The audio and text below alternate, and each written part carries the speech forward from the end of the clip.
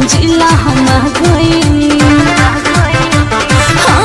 हम गलती से साटा लिखाली हनी, नहीं पता कौन जिला हम गईनी। रानी के दुनाली ई तो चोली सर का बेला बुझला। गया जिला हई, गया जिला हई माल चुटिया मेला। गया जिला हई माल चुटिया मेला।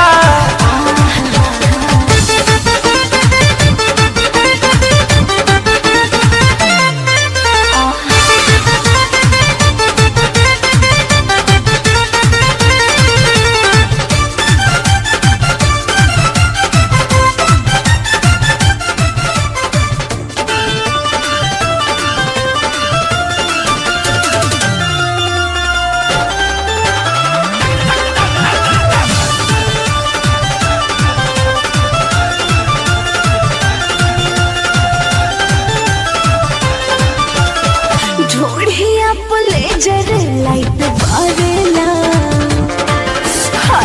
लहंगा के चीजा बनिहारेला।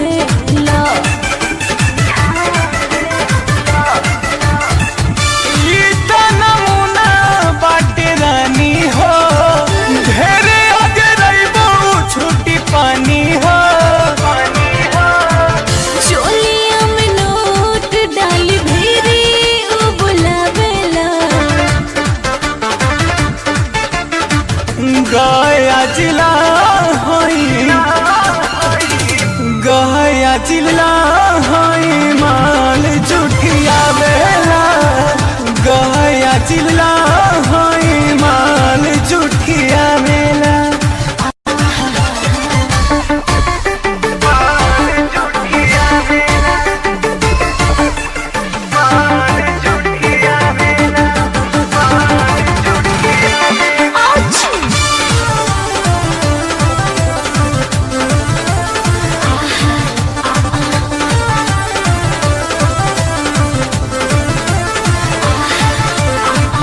कितना बादाम हम दिखाइब हो,